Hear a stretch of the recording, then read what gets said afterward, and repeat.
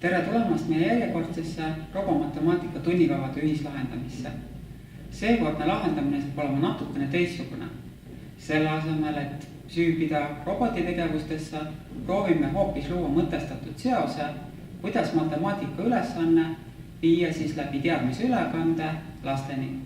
Ja kui te hakkate nüüd järgnevat videot vaatama, siis märkate, et põhiosa videotegevusest toimub hoopis paberi peal ja pastakaga siis skeeme joonistades, sest enne kui me hakkame midagi robotile selgeks tegema, peame me ju aru saama, kas meie ise asjast aru saime.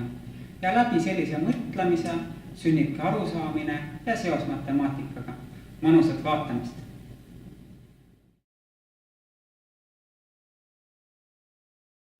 Nii ja nüüd vaatame LEGO EV3 tunnikavasid 6. klassile. Ja loogika siis selline, et kõigepealt rahulikult lahendame läbi matemaatika ülesande, teeme skeemi ja siis vaatame, milline tuleb programm. Alustame korrutamise ülesandega, see on siis number 5 tunnikava. Ja õpetaja robot läbib ühe rattapöördega keskmiselt 17,6 sentimeetrit. Ja mitu sentimeetrit läbib õpetaja robot vastavalt 3, 5, 5,268 ja 9,4532 rattapöördega. Tundub olevat palju arvutamist. Mina nüüd viilin sellest küll ära ja liigun roboti katsete poole. Ilmselgelt siis läheb natukene aega nende tulemuste saamiseks. Ja selgub, et tegelikult on hea neid vastuseid teada, sellepärast, et esimeses katses tuleb mõõta, mitu sentimeetrit siis robot läbib vastava hulga rattapööretega, just need, mis ma üles märkisin, ja tegelikult peaks ta siis läbima täpselt sama palju, kui on arvutatud, et LEGO EV3 on suhteliselt täpne robot. Ja mida meil on siis vaja teha? Meil on vaja siis tegelikult lihtsalt võtta nüüd robot, kindlas algpunktist hakkame mõõtmisega pihta ja paneme selle roboti edasi liikuma vastava arvu rattapöördeid. Rattapöörded siis selle roboti puhul võrduvad mootoripööretega ja siis ühe ratta ehk mootoripöördega läbib robot 17,6 sentimeetrit. Ja see on siin mingi kindel arv mootori või rattapöördeid, et sünonüümid, nagu ma mainisin. Ja mida meil on vaja teada? No meil on vaja siis teada, et kuidas panna robot liikuma edasi nii, et see on häälestatud vastavalt mootoripööretele, mootoripöörded. Ja kindlasti meil läheb vaja, ma arvan, et joonlauast jääb väheks, et siin juba peale vaadates, et kui me korrutame 17,6, korrutame 9,452, et sellisel juhul meil oleks parem kasutada mõõdulinti. Ja ilmselt on tegemist lihtsa programmiga, et me lihtsalt vahetame seda mootoripöörete arvu ja lihtsalt kirjutame ka üles mõõtmistulemused.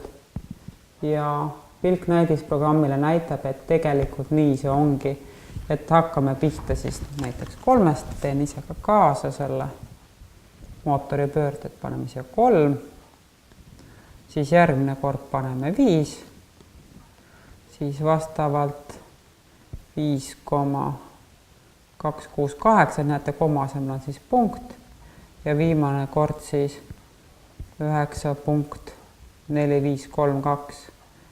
No, kuigi ta seda siin ei näita, täpsus on robotil täitsa olemas ja loomulikult iga kord, kui me oleme uued mootoripöörded sisestanud, paneme ka programmi käima ja vaatame, et kaugele see robot sõidab ja kindlasti ärge siis unustage seda, et ärge EV3 robotit kunagi laua peal sõitma pange ikka põrandal. Et vaatame meie siis näidisvideot.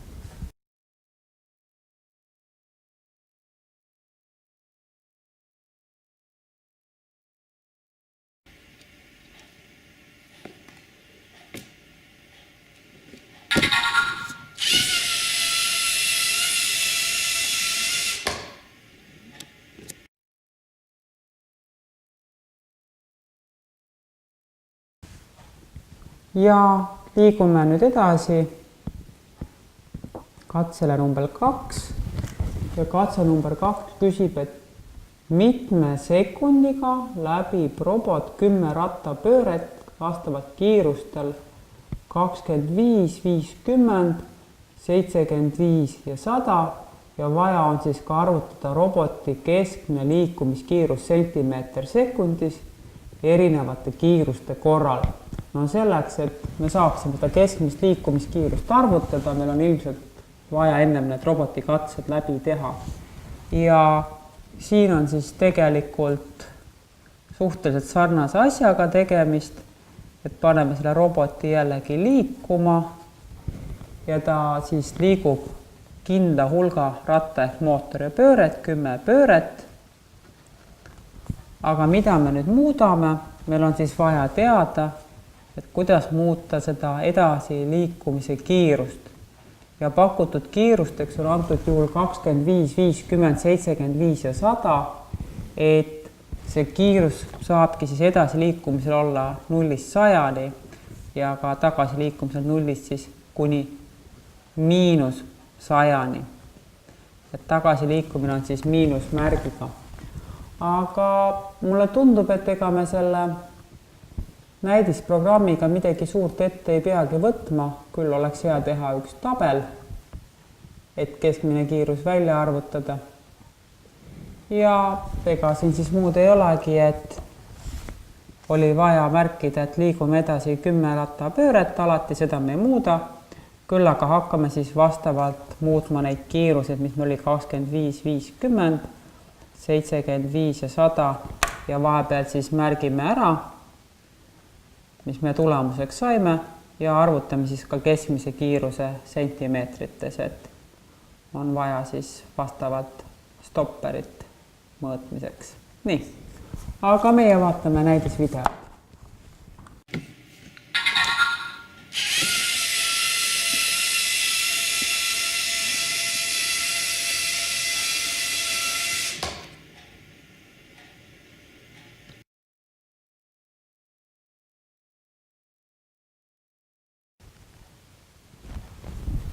Ja kolmas katse on siis selline täpsuse ja tähelepanu treenimine. Tundub, et siin on mitu tegevust järjest, et paneme skeemi kirja. Pane robot edasi liikuma 5 rattapööret, 5 pööret, tagurdama nüüd on vaja 2 pööret, siis jälle edasi sõitma 4 ja siis on meil vaja jälle tagurdada ja tagurdame 1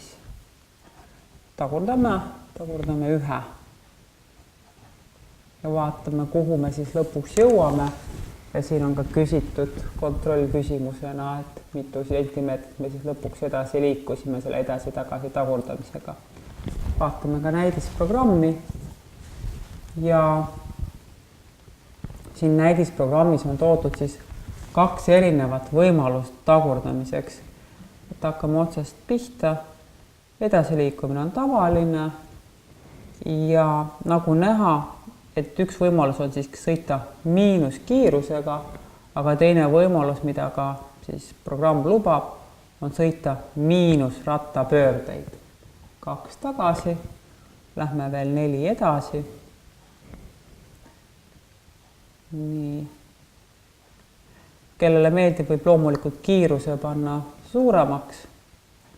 Et praegu me ju siin mängime ainult rattapööretega ja siis nüüd me paneme miinuskiiruse, et siis 1 tagasi. Ja programm on valmis ja meie vaatame siis näidisvideot.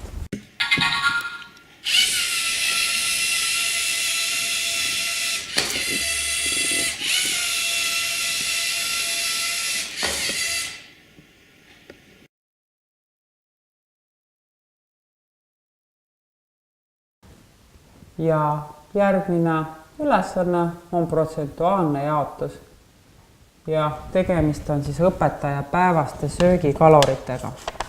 No vaatame, mis sellega on. Protsentjaotus. Õpetajal on siis 4 söögikorda hommikusöök on 25%, lõunasöök on 45%, õhtuoode on 10% ja 20% on õhtusöök ja tuleks meil siis selle kohta joonistada ka sektordiagramm. Nüüd selle sektordiagrammi joonistamiseks oleks siis küll ilus kasutada vastavaid joonistamisinstrumente, aga ma siia siis väga üldiselt praegu joonistasin selle. Ilmselgelt on nad siin mitte täpsed, aga eeldame, et lapsed oskavad siis ikka täpselt joonistada.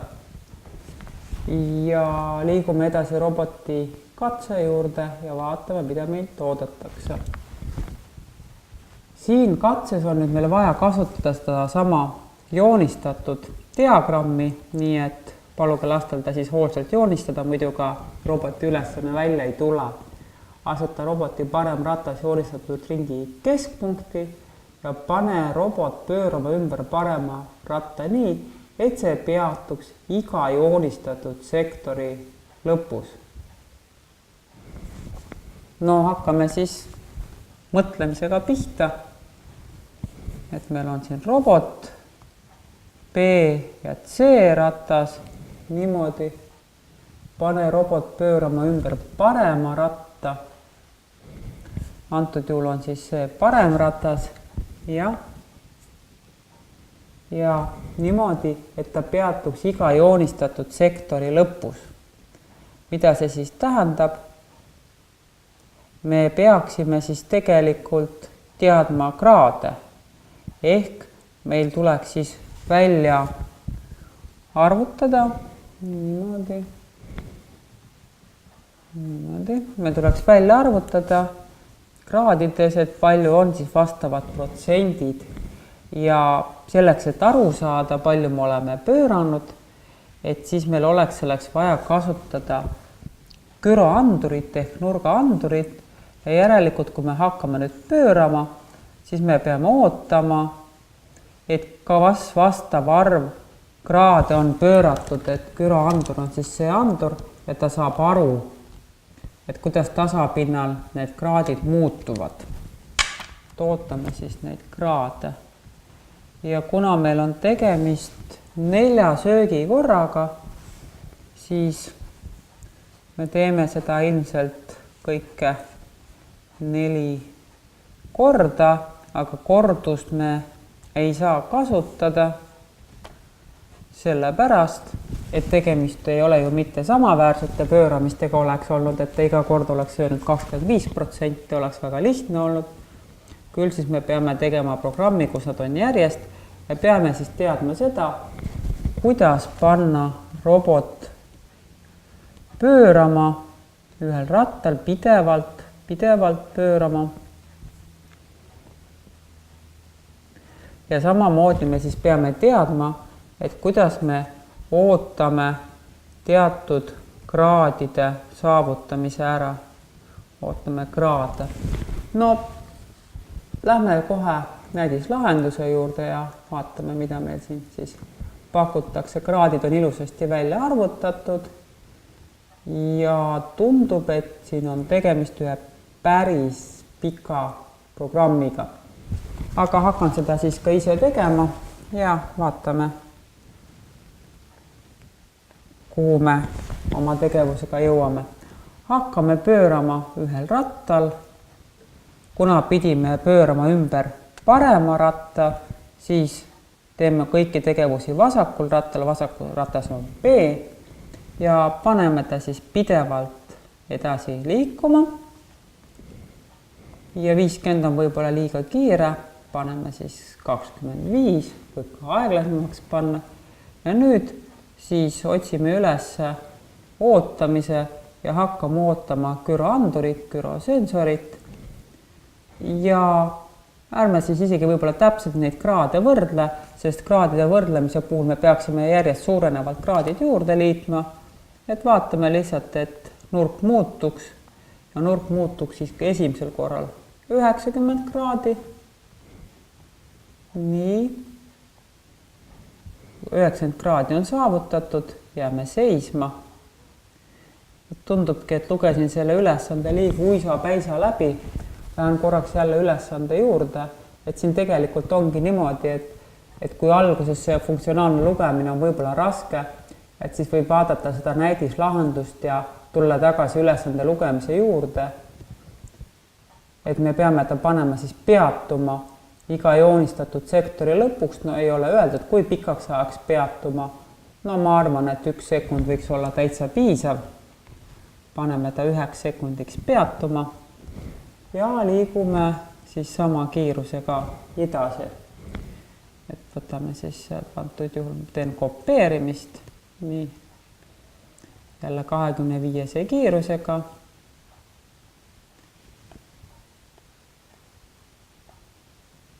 Ja seekord ta siis pöörab 162 kraadi, jääb jälle seisma, ootab 1 sekundi ja siin nüüd näidisprogrammis on näha, et on tehtud selle programmi koodi nii-öelda poolitamine. Kellel meeldib programmi koodi näha korraga 1 leheküljel, võib teha minuga poolitamise kaasa, aga kellele mitte, võib siis lihtsalt programmiga edasi liikuda, et seda ruumi siin jätkub. Nüüd mina nüüd siis jätkan selle pööramisega. Pidev pööramine, 25 nii, kiirusel 25. Ja ma näitan siis ära, kuidas ma selle poolituskriipsu panen, et näete, siin on selline ühenduskoht, wire from here, vajutan siia ja märgin, kus see juhe tulema peab ja ongi juhe ühendatud. Ja võtan siis edasi liikumise, võtame need kraadi muutused ja 10% on siis 36 kraadi. Jääme siis jälle seisma. Et seisma võib panna ainult nüüd 1 ratta või ma siis panin ka 2 rattaga seisma, et mõlemad võimalused on õiged. Et ega see küll liiga ei tee, kui siis mõlemad rattad seisma panna. Ja ootame 1 sekundi ja lõpetame siis 72 kraadi pööramisega. Pöörame pidevalt 25 kiirusega ja ma näitan korraks ka veel kord selle güroanduri valikut. Võtame siis güroandur, võtame nurga muutuse, võtame nurga ja viimane nurk on siis 72 ehk 20% ja kui me oleme selle saavutanud, siis paneme mootori kinni. Nii. Näitan veel kord, et siin üleval pool panin nii-öelda 2 mootorit korraga kinni, kuigi see 1 ei liikunud, et tulemused annab siis sama. Ja tundub, et meie programm liikumaks nii, nagu olid õpetaja söögiharjumused on valmis ja meie vaatame näidisvideot.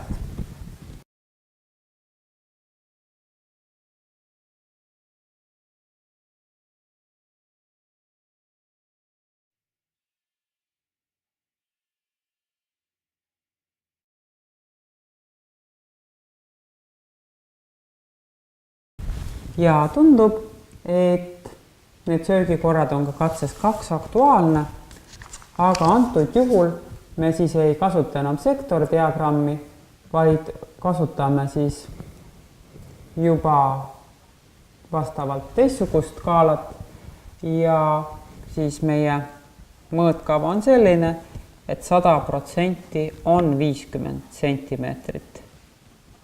50 sentimeetrit. Ja paigutame nad siis ära niimoodi, et kas siis tähistame mustade joontega või siis paberiribadega või kuidas meeldib, vastavad siis ära, et see 25%, see oligi pool, 10 ja 20. Ja teha tuleb siis niimoodi, et robot sõidab pikki skaalat. No mul ei ole küll praegu siis õige skaala, peatub iga musta joone peal 1 sekundi ja jätkab sõitu. Et ilmselt, mõtleme siis, kuidas seda teha. No mine seda. Et robot hakkab pidevalt liikuma. näeb joont, jääb seisma, ootab 1 sekundi ja kuivõrd ta jääb seisma selle peale, paneme selle tegelikult vahele, et ta näeb joon ja siis ta, nii, teen uuesti, nii, hakkab sõitma pidevalt, ootab, kuni näeb joont ja siis jääb seisma ja siis ootab 1 sekundi. Ja tundub, et ta peab seda tegema 1, 2, 3, 4 korda. Et siis meil on vaja kordust 4 korda. Ja lõpus ta peab seisma ka muidugi jääma. Et järelikult meil on siin vaja nüüd teada seda, et kuidas näeb välja kordus. Meil on vaja teada seda, kuidas oodata ära joon. Ja on siis vaja teada ka seda, kuidas robot kinni panna. Nii, seda me muidugi eelmises ka kasutasime. Et tundub olevat selline lühem programm, et ei hakka neid vahemaid siis arvutama, et põhirõhk on siis õigel skaala joonistamisel, et 50%, et 100% on 50 sentimeetrit, aga vaatame näidislahendust. Näidislahenduses on toodud veel ka arvutuskäik ja tundub, et meie idee oli õige, aga nii lihtne see muidugi ei olnud, kui me siia oma skeemile kavandasime, et unustasime ju ära selle, et kui robot jääb pidama musta joone peal, ja me lähme järgmine kord jälle vaatama, et liigu järgmisele mustale joonele, siis ta ei hakkagi edasi liikuma, sellepärast, et ta juba on musta joone peal. Ja järelikult on nüüd selline lugu, et me tegelikult peame siis siin vahepeal hoopis otsima valget värvi, et me saaksime edasi liikuda. Ja alles siis me saame minna uude tsüklisse. Et saite aru, et robot ongi juba musta joone peal ja siis ta edasi ei liiguks. Aga hakkame pihta ja hakkame siis pihta sellega, et meil on kordus. Võtame korduse ja määrame korduseks siis 4 korda. Niimoodi kordus 4 korda. Ja tegelikult ilus oleks küll võib-olla järjest programmi kirjutada, aga võime selle lõpu siia ka kohe ära panna niimoodi. Ja hakkame siis edasi liikuma. Liigume edasi pidevalt. Liigume pidevalt edasi. Paneme sellise 30 kiiruse, sellise paraja kiiruse ja liigume ja ootame, et millal me näeme musta joont. Must joon on siis värvisensor. Võrdleme värvi ja saame siit, et võiks olla see värv must. Ja kui me näeme musta värvi, siis me paneme mootorid seisma. Mootorid seisma. Ootame 1 sekundi, nagu oli vaja oodata. Ja nüüd hakkame edasi liikuma. Võtame edasi liikumise. Ja nüüd liigume senikaua pidevalt edasi, kuni me näeme valget värvi. Ehk me oleme siis selle musta pealt ära pääsenud, et siis me saame jälle minna musta otsima. Nii. Muidugi selle valge otsimine toimib ainult siis, et kui me eeldame, et me sõidame valge peal, et kui te sõidaksite kollase peal, siis te otsiksite kollast. Ja tundub, et meie programm ongi valmis ja vaatame meie näidisvideot.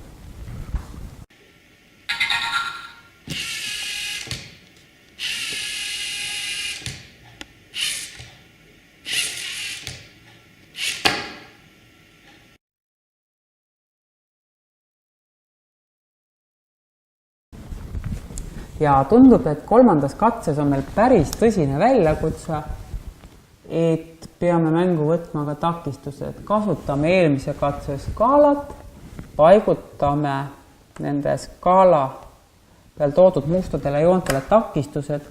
Vaat need takistused peaksid olema sellised, et see roboti ultrasoonik ehk kaugusandur neid märkaks ja hea oleks, nad oleksid siis ikkagi läbipaistmatud ja nii kõrged, et need silmad neid märkaksid, et saate kontrollida seda siin tahvli alt riistvara aknast, et kas see takistus on näha. Ja mis me siis tegema peame, et ta hakkab nüüd pidevalt edasi sõitma ja peatub takistusest 4 sentimeetri kaugusel ja jätkab sõitu, kui takistus on eemaldatud. Ja peale viimase takistuse eemaldamist tuleb veel robotit 1,76 sentimeetrit edasi liigutada. No tundub nagu päris palju arvutamist lõpus, aga alguses ma arvan, et me saame suhteliselt sarnast kordusskeemi kasutada, et meil on tegemist 4 takistusega. No mõtleme, hakkame otsast pihta, hakkame liikuma pidevalt edasi ja ootame nüüd takistust. Ja see takistus on siis 4 sentimeetri kaugusel ja siis me jääme seisma ja nüüd me ootame, et see takistus võetakse ära ja et takistus eemaldatud. No muidugi me ei eemalda kõiki takistusi, sellepärast need järgmised takistused on meil ju näha, aga ilmselt siis see takistuse eemaldamine tähendab seda, et takistus on siis kaugemal kui 4 sentimeetrit. Ja me teeme seda kõike siis 4 korduses, 4 kordust. Ja lõpus meil on siis vaja välja arvutada, kuidas liikuda veel edasi 1,76 sentimeetrit tahame veel edasi liikuda. Ja siin me siis peame teadma, et kuidas oodata takistust ja selle takistuse kaugust ja ilmselt ka on vaja välja arvutada, kuidas liikuda edasi 1,76 sentimeetrit. Aga väljakutse on nii suur, et vaatame siis pigem lahenduskäiku koos näidisprogrammiga. Nii.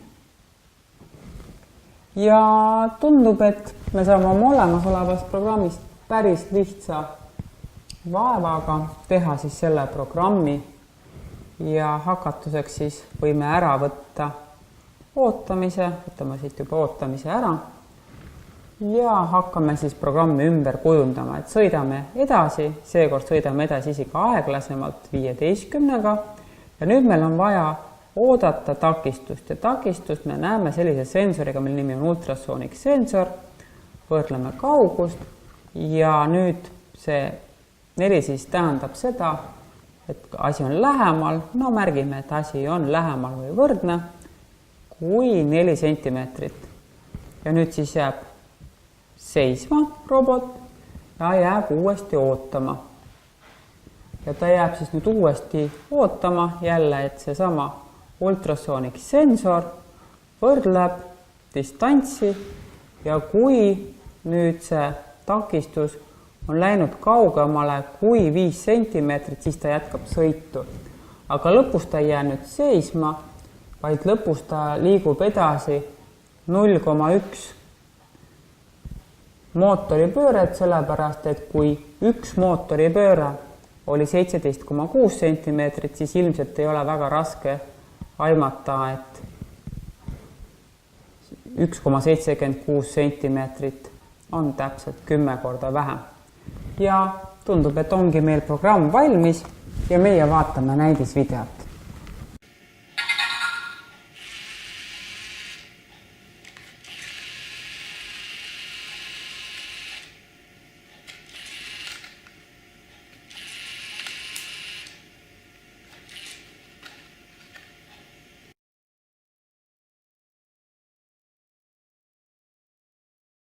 Ja on aeg edasi liikuda 7. ülesandele, see on ringi ümbermõõt.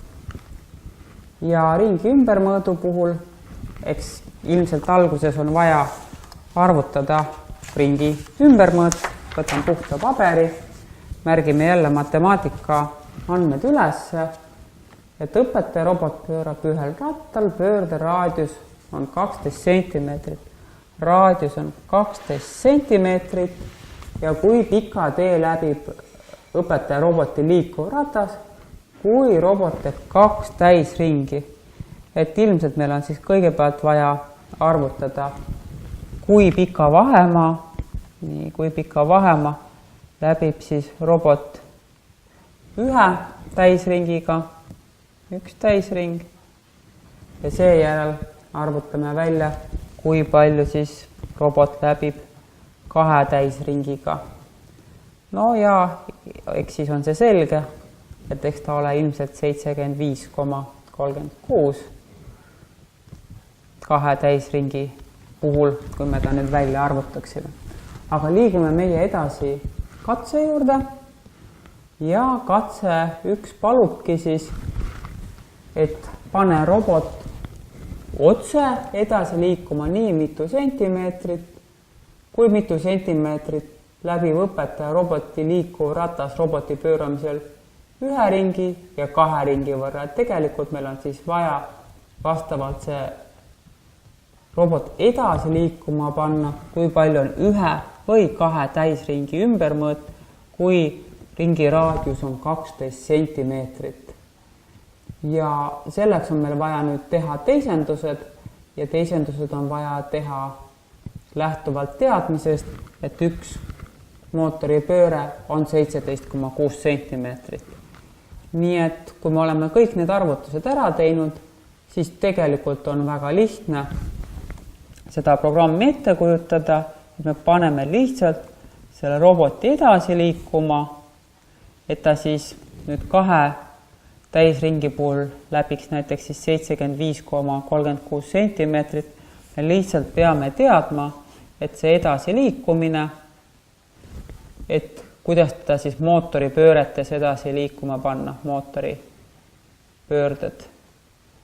Ja loomulikult need lapsed, kes siis teevad niimoodi, et joonistavad siis vastavalt musta joone ja märgivad selle täpselt õigele kaugusele, siis ka tegelikult nemad on ju ülesande õigesti teinud, aga lähme meie vaatame lahenduskäiku ja siin on lahenduskäik siis tehtud ikkagi läbi arvutamise niimoodi ja on siis 2 ringi puhul on see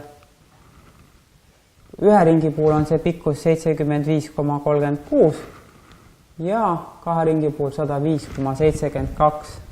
Et nagu näha, ma siin kiirustades olen ka teinud arvutusvea, et tegelikult siis 1 täisring on 75,36 sentimeetrit. Aga teeme selle programmi ja programmi puhul paneme ta siis edasi sõitma 4,28 rattapööret, et see on siis selle 1 ringi ümbermõõt on täpselt nii palju, kui robot sõidab edasi 4,28 rattapöördega. Ja meie vaatame näidisvideot.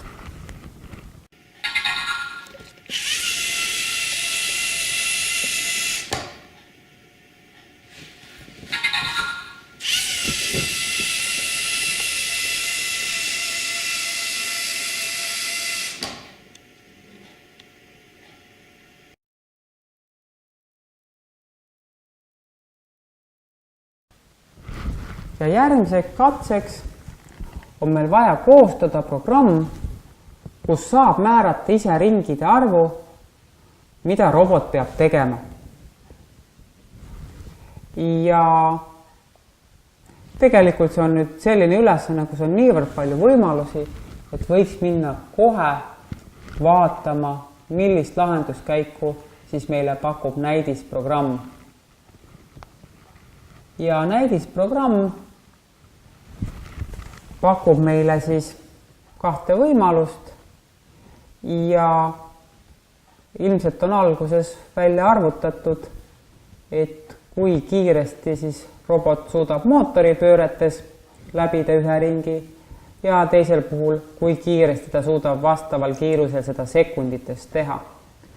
Et natukene testimist ja katsetamist on juhul, kui ei kasuta näidisprogrammi, aga antud juhul siis vaatame seda teist loogikat, et me oleme testimisega teada saanud, et robot teeb siis 3,8 sekundi jooksul ühel rattal pööreldes ühe pöörde, kui tema kiirus on 36 ja kui me nüüd selle paneme korduse sisse, et siis vastavalt, kuidas me paneme korduse väärtuse, nii mitu ringi me saamegi roboti lihtsalt tegema panna.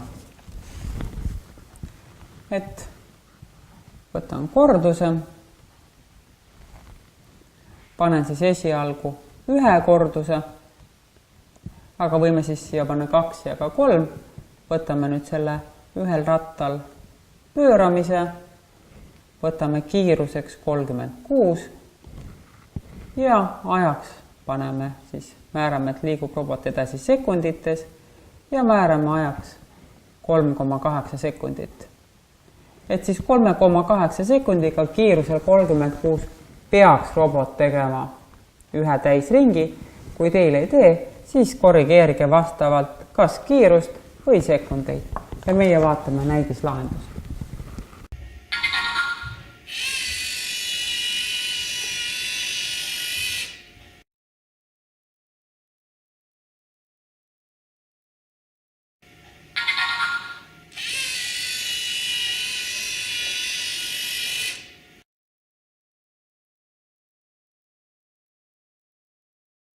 Ja kolmandaks katseks on siis samamoodi ringide tegemine, aga sellisel juhul me kasutame siis gyroandurit ja gyroanduri puhul on 2 ringi paremale pööramist, tähendab siis tegelikult 2 korda 360 kraadi ja teises suunas pööramise puhul on siis tegemist 1 kord 360 nurga muutusega, et paneme ühes suunas pidevalt liikuma, ootame nurga saabumist, paneme teises suunas pidevalt liikuma, ootame nurga saabumist ja siis oleks ilus robot kinni panna.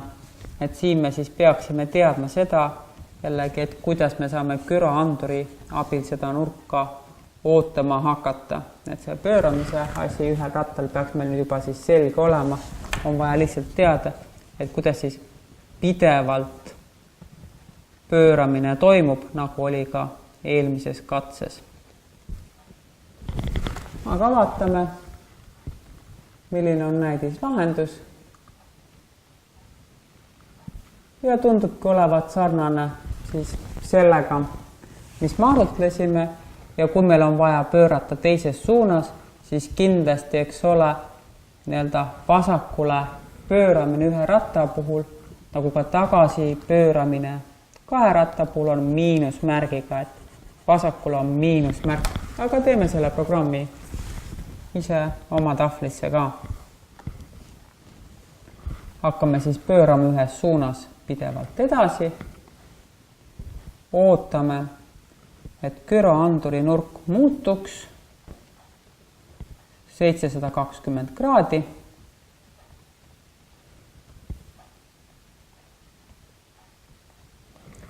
Ja siis pöörame teises suunas. No ma vaatan, et näidises on need väärtused natuke väiksemad, paneme meile ka väiksemad väärtused, et siis ta liigub nii-öelda kauem. Et siis miinusväärtus, et vasakule on vaja liikuda. Ja siis ootame, et kuni nurga muutus on 1 täisring, ehk siis 360 kraadi. Jälle valime gyroanduri, nurga muutuse ja 360 kraadi. Ja no, ilus on, et paneme siis selle mootoriga seisma. Ja programm on valmis, et selline pidev võib-olla viga, et juhin tähelepanu, et me ei saa kuidagi vasakule pöörata siis, kui me siia miinust ette ei pane. Aga meie vaatame näidislahendust.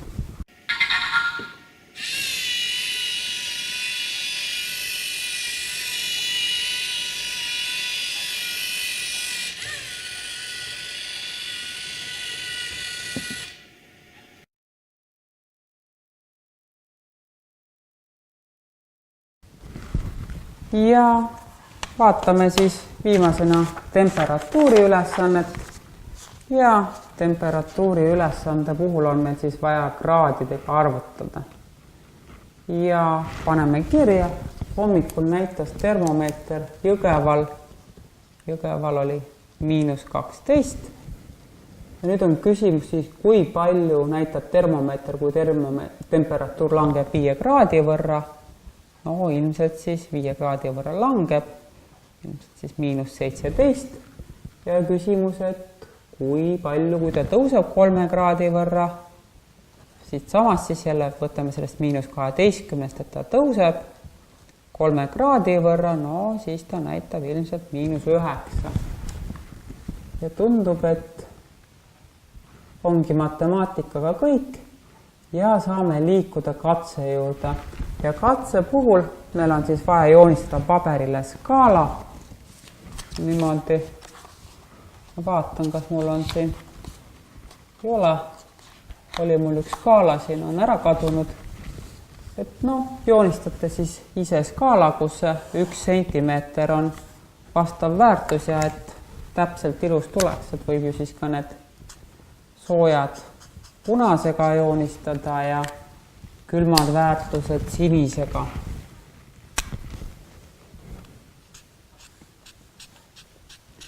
Ja siin siis jällegi 2 lahendust, et võib ju välja arvutada täpselt sentimeetrites, kuidas see robot edasi ja tagasi liigub, aga võib siis seda teha ka näiteks sellise sinise või musta näiteks värvipaberi ribaga, nagu te ka katsest näete, et siis seda nihutada.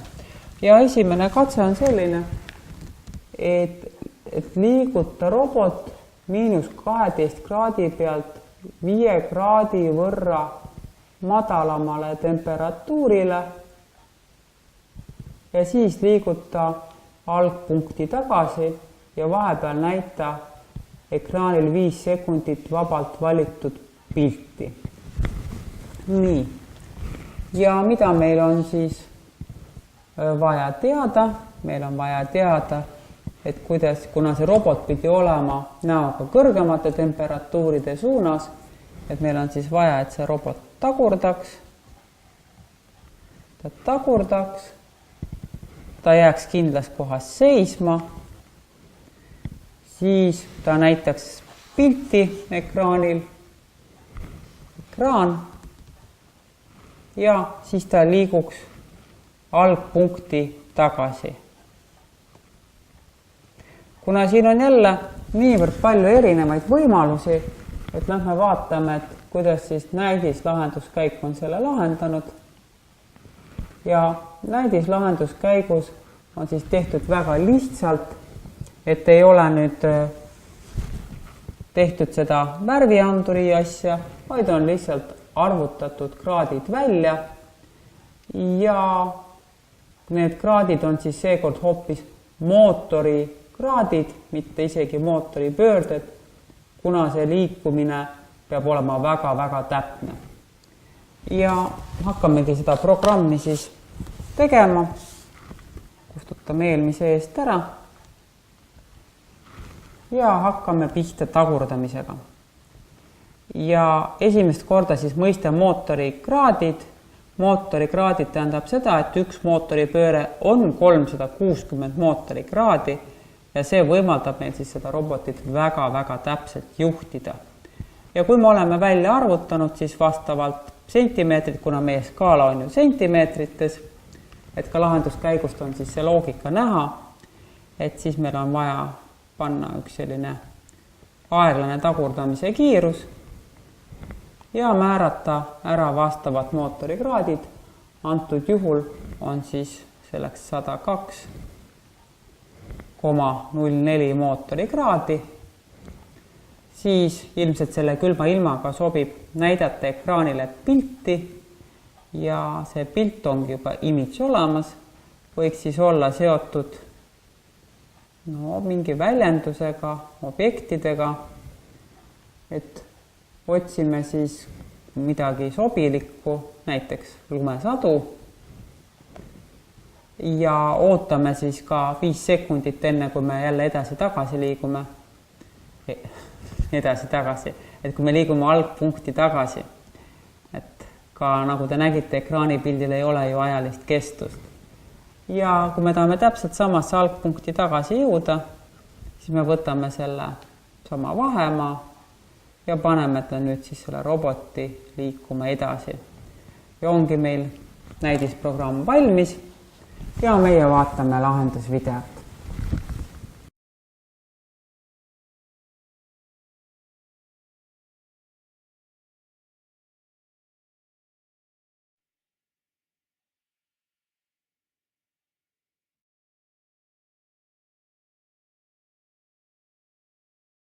Ja teises katses on meil nüüd siis vaja näidata roboti liikumisega temperatuuri tõusu, et siis liigume kõrgemale temperatuurile, näitame pilti ja algpunkti tagasi, et siin meil on lihtsalt vaja nüüd välja arvutada, et millised on need mootorikraadid 3 sentimeetri siis edasi ja tagasi liikumise korral ja võib-olla siis võib ka pilt olla teine, et mingit muutust siin tundub, et ei ole. Et vaatame näidislahenduskäiku, palju arvutamist ja tulebki välja, et antud juhul meil on siis vaja edasi sõita 61,22 mootorikraadi. Et sõidame siis seekord kohe edasi, kuna temperatuur tõusis. No võtame vast mõne muu pildi, no näiteks siin siis lõkkepildi. Ja siis tagasi tuleb tulla tagurdades, et siin on siis seekord miinus minemine ja ääre pealt oleksin siis unustanud ka sisse viia uued ja muutunud mootorikraadid, et siis vastavalt 61,22 ja jälle 61,22. Nii et väga mugav on siis olemasolevaid valmis programme muuta, aga selle muutmise puhul jääb siis alati hästi kõrgeks see oht, et mõni väärtus unustatakse uuendamata ja siis robot ei teegi seda, mida ta tahab. Aga meie vaatame näidisprogrammi.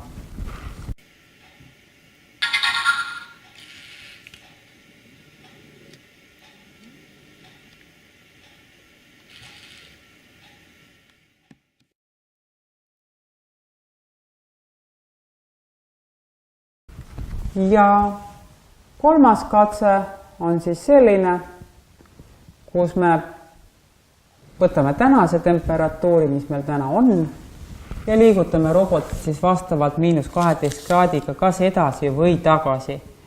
Ja ega seda -12 kraadist eriti külmemat ilma meil ei ole, et suurema tõenäosusega liigutame robotit edasi. Küll siis, aga ei ole vaja tagasi algpunkti tulla, vaid mängime sihtpunkti jõudes vabalt valitud heli.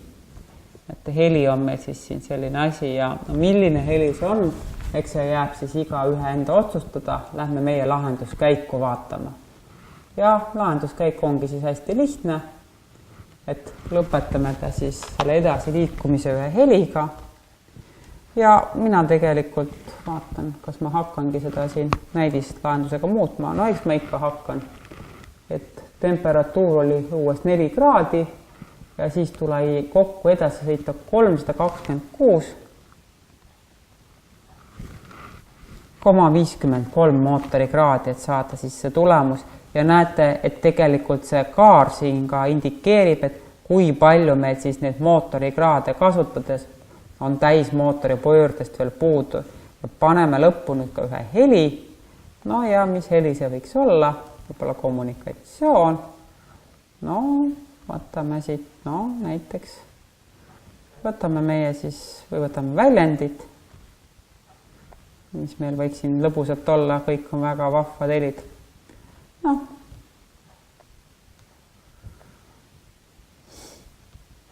Paneme. Tundub väga ilus heli lõpp olevat, et näidis on thank you, aga jääme siis meie selle peale. Ja ongi meie näidisprogramm valmis. Vaatame näidisvideot ja sellega lõpetamegi siis 6. klassi LEGO EV3 ülesannete 5–8 lahendamise vaatamise.